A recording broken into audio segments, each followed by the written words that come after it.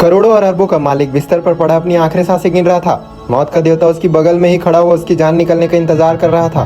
फिर जैसे ही मौत की घड़ी की आखिरी सेकंड आया तो मौत के देवता ने अपनी हथियार निकाला और अचानक से उसका हथियार जो एक पोर्टल पे जाके खुला और उसका हथियार वहां दूसरी दुनिया में चला गया। ये देखकर देवता का सिर तो चकरा ही गया। उसका जो हथियार था वो अलग ही दुनिया में पहुंच गया था, जहाँ एक काले बालों वाला आदमी, जादूगर जैसा कुछ आदमी जो घेरा बनाना सीख रहा था, उसके जमीन पर एक 5 कोनों वाला सितारा बनाया हुआ था जो कि जादुई था। ये चीजें मौत के देवता को भी आश्चर्य में डाल दिया। फिर इधर मरते मरते हुए अमीर राजा को कुछ और दिन जीने के लिए मोहलत मिल गई। वह राजा भागकर बाथरूम के अंदर चला गया और मौत का देवता इतनी जल्दी हार मानने वाला तो नहीं था। उसने राजा के लिए मौत का दूसरा प्लान बनाया, एक कुर्सी में बनाया और बाथरूम के पास बैठ गया। उसके बाहर आने का इंतजार करने लगा और उसको मौत को गले लगाकर छुटकारा पाने के लिए फिर वो देवता आराम से बैठकर कॉफी पी रहा था। तभी वो जादुई घेरा आता है और कॉफी को भी खींच लेता है। मौत का देवता जो होता है फिर इसे नजरअंदाज कर देता है। अब मौत का देवता जैसे ही उस आदमी पर हमला करने वाला होता है तो जादुई घेरा आकर फिर से उसे रोक देती है। इससे पहले कि वो कुछ समझ पाता जादुई घेरे ने मौत के देवता को भी खींच लेता है। तो ये बीच आदमी बाथरूम से निकल जाता है और फिर एक बार मौत को चंगुल से बाहर निकल जाता है और मौत को छुटकारा दे देता है। इधर जादुई घेरे के दूसरी तरफ मौत के देवता को खींच लिया हो जाता है। तो यहाँ पर आने के बाद वो देखता है कि और वो ज्यादा ही गुस्सा हो जाता है। उसने उस काले जादूगर आदमी को मारने के लिए जैसे ही हथियार उठाता है तो देखता है कि नकाब के पीछे तो एक छोटा बच्चा है।